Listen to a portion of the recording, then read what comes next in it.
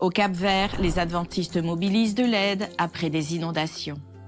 En Colombie, des cyclistes parcourent 700 km pour apporter santé et solidarité aux communautés éloignées.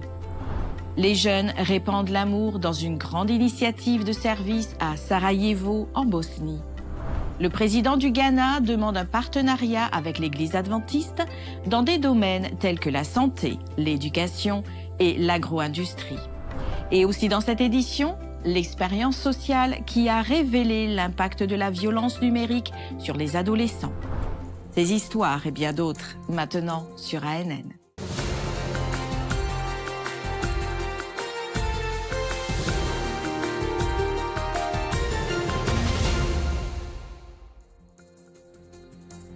Bienvenue sur ANN. Notre première histoire se passe en Colombie, où le cyclisme a cessé d'être un simple sport pour devenir une mission. Dans toute la région, les cyclistes partagent l'espoir avec ceux qu'ils rencontrent. Dans le sud de la Colombie, des cyclistes adventistes ont parcouru plus de 300 km entre Cundinamarca et Boyacá. Un terrain difficile, des routes verglacées et des montées abruptes ont marqué l'initiative de cyclisme appelée l'Espoir sur roue. L'organisateur de l'événement et directeur de la santé de l'Union colombienne du Sud des Adventistes du 7e jour, Leonel Preciado, a déclaré que le cyclisme ouvrait de nouvelles portes dans les communautés locales et montrait que le sport et la solidarité peuvent changer des vies. Dans chaque ville, les résidents ont été accueillis par les cyclistes qui ont également partagé de la littérature évangélique avec ceux qu'ils ont rencontrés. Plus de 2000 brochures ont été distribuées. Nous venons de monter à bord d'un bateau de croisière, une étape très agréable et célèbre en Colombie. Il fait très froid dans cette lande gelée, mais nos sœurs de l'église d'Aquitiania nous ont accueillis avec un délicieux plat de pommes de terre et d'œufs. De quoi reprendre des forces, se réchauffer et continuer notre route, car il nous reste plusieurs kilomètres avant d'arriver à Sogamoso. Jason Camargo, un ancien cycliste professionnel et maintenant un responsable de jeunesse, a souligné que beaucoup confondent le groupe avec une compétition. Il explique que l'Espoir sur roue est un mouvement de foi ouvert à tous. L'initiative transcende également les frontières, car Gabriel Diaz, un Colombien qui travaille maintenant en Espagne, a participé à la balade et espère que l'expérience pourra inspirer des initiatives similaires à l'échelle mondiale. Esperanza sobre ruedas! Quelques jours plus tard, un autre voyage a eu lieu dans le nord de la Colombie. Des cyclistes ont parcouru près de 380 km de Valledupar à Barranquilla en 4 étapes le long de la côte atlantique. Le Tour cycliste « Je veux vivre en bonne santé » a rassemblé 70 cyclistes, y compris des familles, des pasteurs et même un ancien cycliste professionnel du World Tour.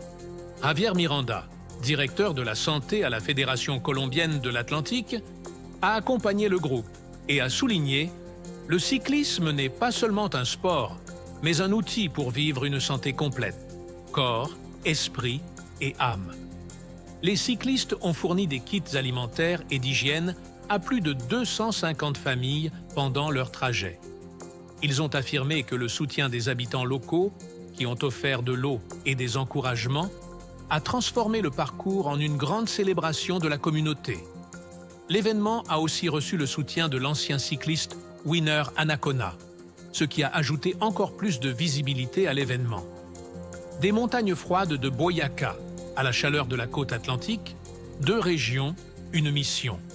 Le cyclisme, une passion nationale en Colombie, devient un pont de foi, de santé et de transformation.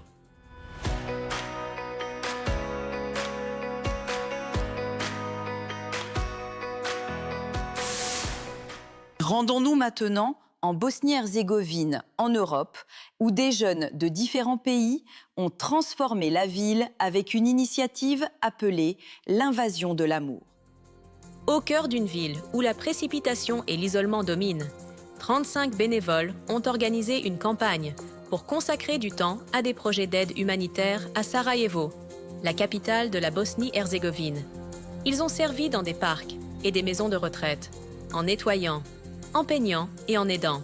L'un des points forts du projet a été une foire de la santé, organisée par l'ONG adventiste ADRA, qui permettait d'offrir des examens gratuits et des conseils médicaux aux résidents locaux. Pour beaucoup, c'était la première occasion de recevoir ce type de soins, et aussi une chance de découvrir le HUB ADRA, un centre communautaire qui continuera à fournir des services à la ville tout au long de l'année. Le projet a suscité l'intérêt des médias locaux, bénéficiant d'une large couverture à la radio comme à la télévision. Le maire de Sarajevo a salué l'initiative et a rappelé aux résidents que la gentillesse ne connaît pas de frontières. Pour les jeunes, l'expérience a laissé des leçons de vie. Fatigués mais heureux, ils ont partagé que servir peut aussi être une aventure enrichissante. Le projet L'Invasion de l'amour a atteint son 10e anniversaire. La célébration devrait se dérouler en Bosnie en 2026. Dans le but de relever les défis de la sécularisation croissante et du manque d'engagement religieux des nouvelles générations, l'Église adventiste du 7e jour en Amérique du Sud a récemment mobilisé des dirigeants et des administrateurs à Foz do Iguaçu, au Brésil, pour se concentrer sur la planification stratégique à mettre en œuvre dans toute la région d'ici 2030. L'Église adventiste a ses particularités dans chaque région du monde. La division sud-américaine, qui supervise le travail de l'Église dans 8 pays d'Amérique du Sud, a un territoire avec des caractéristiques spécifiques et des langues distinctes. Mais comment garder l'unité et orienter chaque action vers les mêmes objectifs? Pour répondre à cette question, les administrateurs et les directeurs de département de ces 8 pays se sont réunis autour de la planification stratégique intégrée qui guidera le travail de l'Église jusqu'en 2030. Ceci est une planification intégrée, où la division, les unions, les fédérations et les églises locales participent à ce qui est stratégique, tactique et opérationnel. Alors nous nous unissons, gagnons en force, car de tous les côtés, nous mettons la main à la pâte et commençons à travailler pour accomplir notre mission. Notre rêve est de l'achever. Nous devons donc unir nos forces pour que cela se réalise par la puissance de l'Esprit Saint. Commencé l'année dernière, ce plan a été élaboré à partir de certaines préoccupations, telles que la sécularisation en croissance et le désintérêt religieux. Il est le fruit d'une enquête menée auprès de plus de 4000 pasteurs et a été élaboré dès le départ de manière collaborative avec tous les niveaux de l'organisation. Il a 4 priorités stratégiques: renforcer l'identité, développer les dirigeants, impliquer les nouvelles générations et former des disciples engagés. Le plan stratégique a été élaboré de manière collaborative avec la participation de toutes les instances de l'Église. Le mentorat fonctionnera de la même manière. Il commencera par la division sud-américaine qui encadrera tous les projets à mettre en œuvre par l'Église jusqu'à l'Église locale, qui est l'objet principal de cette planification stratégique, renforçant ainsi le rôle effectif des membres dans les actions de l'Église. Ce plan se concentre par exemple sur le disciple. Nous voulons nous concentrer sur les nouveaux membres dans la foi chrétienne. Nous voulons les prendre en charge, les intégrer aux petits groupes, renforcer leur foi, afin qu'ils poursuivent leur cheminement chrétien avec fermeté, en grandissant solidement et s'engageant dans la mission. C'est une initiative historique de l'Église adventiste pour les 8 pays de la division sud-américaine. C'est une étape importante pour l'unité nationale, mais surtout pour des actions intégrées qui contribuent à ce que plus de personnes connaissent Jésus et renforcent leur foi. 4 mots résument aujourd'hui les besoins réels de la division sud-américaine dans tout ce territoire. Et ces paroles sont renforcées ici. Chaque projet sera axé sur ces 4 besoins. Si nous sommes réels dans le renforcement de ces 4 mots, je crois que nous aurons une Église beaucoup plus saine, structurée et croissante pour l'honneur et la gloire de Dieu. Un point essentiel de cette réunion est que des initiatives spécifiques peuvent être proposées, mais elles doivent contribuer à l'une des 4 priorités stratégiques. Les objectifs devront être évalués périodiquement. Nous espérons que tous les membres pourront découvrir les premiers défis et les spécificités de leur église locale et mettre rapidement en œuvre ce plan afin d'atteindre efficacement les résultats que nous souhaitons. Le plan stratégique aligne la vision, les ressources et les personnes afin que tous ceux impliqués avec les mêmes objectifs contribuent à la croissance de l'Église. Il y a plus d'églises, de personnes impliquées. Ce sont des personnes qui ressentent l'appel du Seigneur à jouer leur rôle et à contribuer au retour de Jésus dans notre génération. Pour le président mondial de l'Église adventiste du 7e jour, le pasteur Ayrton Köhler, présent à l'événement et accompagné du secrétaire et du trésorier de l'Église mondiale, cette initiative apporte une nouvelle dynamique au travail de l'Église dans ce territoire. Nous devons toujours nous rappeler que nous sommes l'Église. Nous travaillons pour Dieu. Nous dépendons de Dieu. En tant que dirigeants, notre rôle est de faire tout ce qui est en notre pouvoir pour prendre soin de l'Église et de la mission confiée par le Seigneur. C'est pourquoi la planification stratégique est essentielle, car c'est notre responsabilité. Nous savons que la planification n'est rien d'autre que des documents, des présentations PowerPoint, de bons programmes. C'est le Saint-Esprit qui donnera le pouvoir et rendra possible, viable et réel un tel projet. Le président du Ghana a demandé un partenariat avec l'Église adventiste dans des domaines stratégiques pour le développement du pays. Lors d'une réunion à Accra, la capitale du Ghana, le président John Dramani Mahama a demandé que l'Église adventiste soit partenaire dans certains des domaines stratégiques du pays. Ceci incluant la santé, l'éducation, en particulier la formation technique et professionnelle, ainsi que l'agro-industrie. La délégation adventiste présente à la réunion a assuré son soutien. Le bras humanitaire de l'Église adventiste, ADRA, et le service de santé adventiste au Ghana collaboreront pour fournir ce soutien. L'Église adventiste au Ghana a maintenu un long partenariat avec le gouvernement dans les efforts pour réduire la pauvreté et améliorer l'avenir du pays. Après avoir attendu près de 60 ans, les adventistes des Philippines se réjouissent de l'amélioration de l'accès à l'enseignement supérieur à Palawan, l'une des provinces les plus isolées du pays. Lors d'une récente inauguration, l'université adventiste de Palawan a ouvert une nouvelle phase du projet dans la municipalité de Nara et propose désormais 3 nouveaux cours. Théologie, éducation de la petite enfance et travail social. Le campus de 56 hectares dispose déjà d'une bibliothèque, d'un auditorium et de nouvelles salles de classe. L'inauguration a réuni des autorités régionales, des leaders religieux et des étudiants et a honoré le couple américain Edward et Ruth Mackenzie, les principaux donateurs. Le nouveau centre éducatif a été nommé en leur honneur.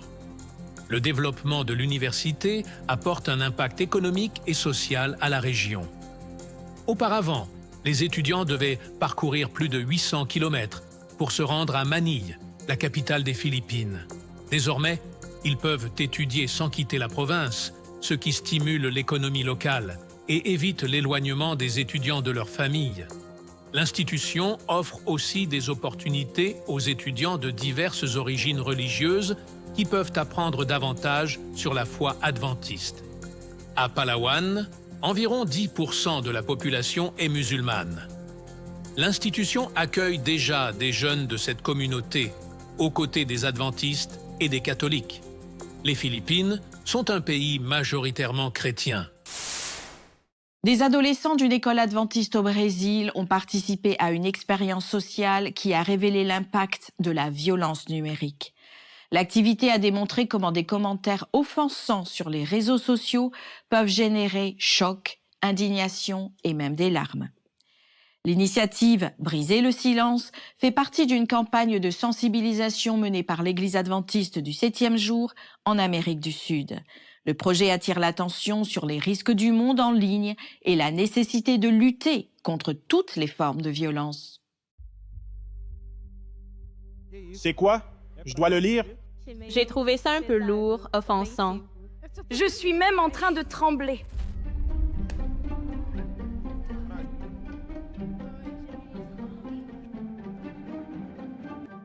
Là, c'est stupide, elle insulte et il se plaint encore. Je ne pense pas que j'aimerais recevoir ce commentaire. Je n'ai jamais vu quelqu'un d'aussi stupide. Je pense que bien souvent, dans cette situation, il manque un peu d'empathie. Ne t'inquiète pas, personne ne remarquera ton absence. Et pour être franche, on m'a déjà dit ça une fois. Moment difficile, la personne ne sait pas ce que nous traversons. C'est vraiment de la... Dire ça à quelqu'un sans réfléchir aux conséquences que ça peut avoir sur la personne est inhumain. Tu es ridicule et personne ne t'aime. La guillotine manque de nos jours. Le gros, tu te prends pour qui? C'est pourquoi ce genre de personne était envoyé au peloton d'exécution. Inutile. Elle se croit plus belle, mais personne ne la veut. Elle ne publie ses photos que parce qu'elle cherche à attirer l'attention. Pourquoi ne pas? Tu mérites dans la vie.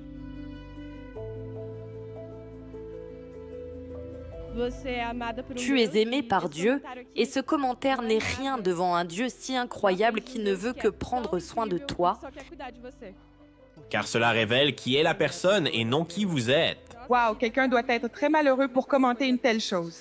Tu n'es pas ridicule. Regarde, même si quelqu'un vous dit ça, ce n'est pas vrai. Parce que tu sais que ta famille est avec toi. Et surtout, Dieu est avec toi. Tu ne seras jamais seul, d'accord?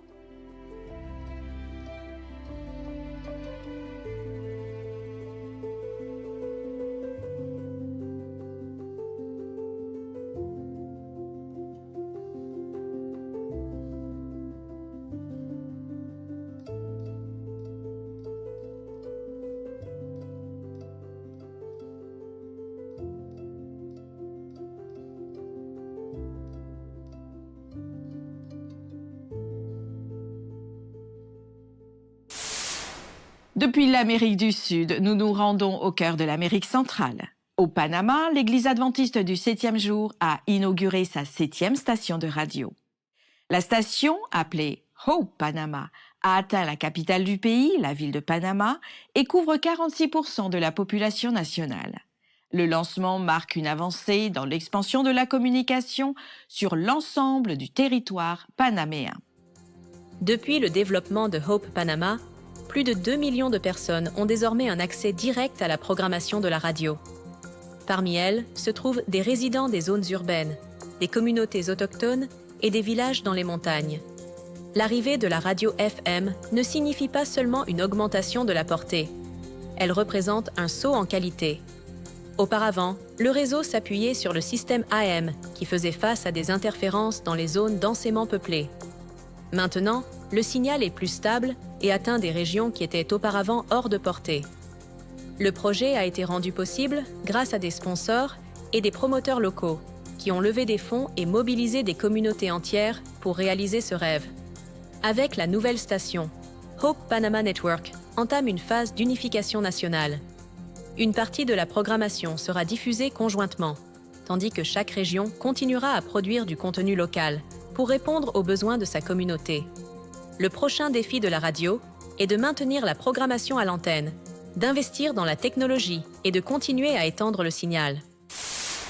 Dans la ville de Guayaquil, en Équateur, le domicile d'un résident local est devenu un centre communautaire contre la violence numérique. L'espace a été créé par Lourdes Crespo, éducatrice et responsable de la jeunesse à Guayaquil, pour rejoindre la campagne « Briser le silence 2025 » promue par l'Église adventiste. Ce projet cible la prévention et la lutte contre la violence. Lourdes a vu comment les enfants passent des heures devant des écrans et a décidé d'agir. Plus de 60 personnes y compris des enfants et des adultes, ont déjà participé aux activités. Ateliers, jeux et dramatisation aident à comprendre les risques cachés dans le monde virtuel. Lourdes organise chaque détail. Elle invite des spécialistes, prépare des supports éducatifs et crée des dynamiques pour que chacun puisse apprendre de manière simple. Elle mobilise également les maires du quartier. D'abord, ce furent les femmes, puis les enfants. Aujourd'hui, la maison est devenue un point de rencontre pour parler de technologie, de prévention, de sécurité et d'espoir. Les spécialistes soulignent que la violence numérique est une menace croissante. Par conséquent, créer des espaces communautaires pour la prévention et le dialogue est essentiel pour protéger les enfants et les adolescents et sensibiliser les familles à ce problème. La Maison de Lourdes remplit désormais un nouveau rôle: transformer l'inquiétude en action et l'information en protection. À Curaçao, une île située dans la mer des Caraïbes, plus d'1 millier d'enfants et de jeunes adventistes ont envahi les rues. La musique, les couleurs et l'énergie ont égayé le défilé de la journée du drapeau national. Les jeunes ont défilé ensemble et mis en avant leur talent et leur joie pour célébrer l'unité et la culture du pays. Plus de 1200 enfants et jeunes de l'église adventiste du 7e jour à Willemstad, à Curaçao, ont défilé dans les rues lors de la journée du drapeau. Le groupe a rejoint diverses associations de scouts et de jeunes, marchant à travers le centre-ville jusqu'à la cérémonie de levée du drapeau à la Plaza Brion. Des prestations culturelles et des hommages aux leaders communautaires ont aussi eu lieu. Les autorités locales, des ministres du gouvernement et des délégations des îles voisines comptaient au nombre des participants.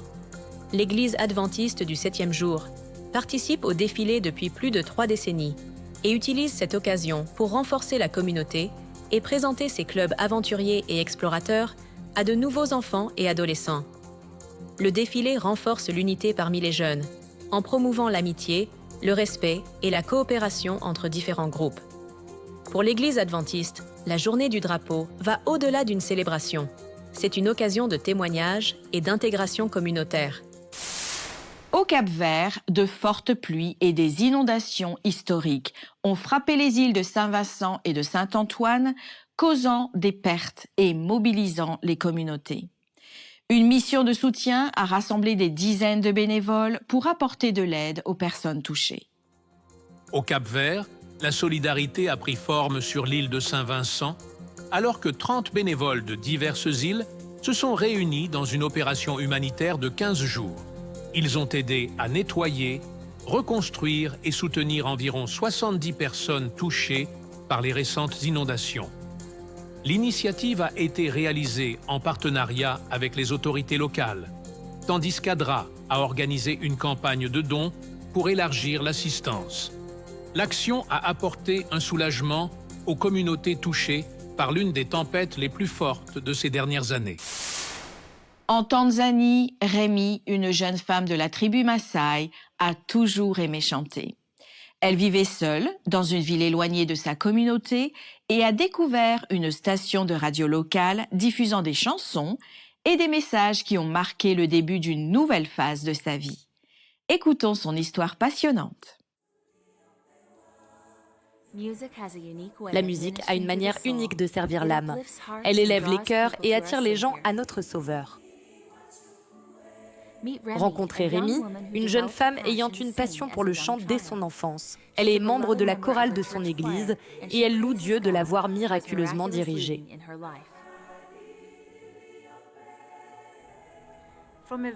Dès mon plus jeune âge, j'aimais chanter. Dans la culture Maasai, il n'est pas habituel que les femmes reçoivent une éducation. La plupart ne savent ni lire ni écrire, c'est pourquoi la radio est si importante dans ces régions reculées. Mais par la grâce de Dieu, j'ai été choisie pour étudier dans une école privée. Elle étudia assidûment et obtint son diplôme. Le gouvernement l'a choisie pour enseigner dans un lycée voisin. C'est là que son voyage pour connaître le Christ a commencé.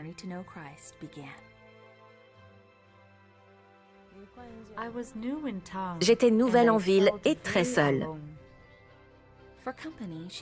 Pour avoir de la compagnie, elle allumait sa radio. Une seule chaîne passait clairement. C'était la radio mondiale adventiste. Cette station m'a fait du bien et j'ai apprécié d'entendre les chants. Quelques jours plus tard, à la fin d'un programme radio, une belle chanson a été diffusée qui l'a profondément touchée et elle a commencé à l'entonner. Je devais savoir quelle chorale chantait pour pouvoir les rejoindre dans l'église qu'ils fréquentaient.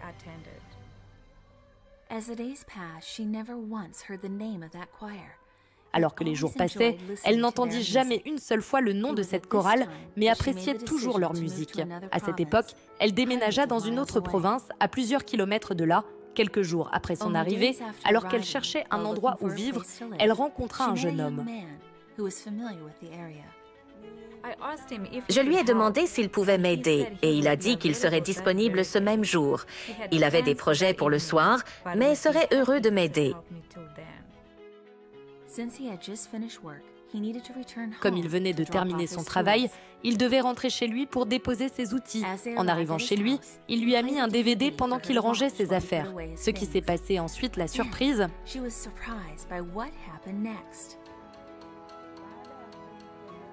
Le DVD a joué la même chanson que j'avais appris à aimer à la radio. Immédiatement, elle se précipita pour lui demander quel est le nom de cette chorale et où est leur église. Il répondit « C'est ici même dans cette ville et je suis l'un de leurs chanteurs ». En fait, il allait à une répétition ce soir-là. Rémi supplia de l'accompagner. Elle ne pouvait pas croire ce qui se passait. En entrant dans l'église, elle reconnut le son familier qui réchauffait son cœur depuis si longtemps. Un beau sourire illumina son visage alors qu'elle était pleinement immergée dans ce moment. Elle commença à chanter doucement. Plusieurs membres de la chorale remarquèrent qu'elle chantait et l'invitèrent à se joindre à eux. J'ai ressenti la paix, l'amour et la joie. Après avoir étudié, elle a été baptisée et a rejoint l'église adventiste du 7e jour. Je remercie Dieu de m'avoir dirigée et pour la radio mondiale adventiste de m'avoir montré Jésus. Ainsi s'achève notre épisode d'ANN de cette semaine, relatant la mission adventiste à travers le monde. Pour en savoir plus sur l'Église adventiste, rendez-vous sur adventiste.org et découvrez d'autres sujets d'actualité sur adventiste.news. À la semaine prochaine pour un nouvel épisode d'ANN.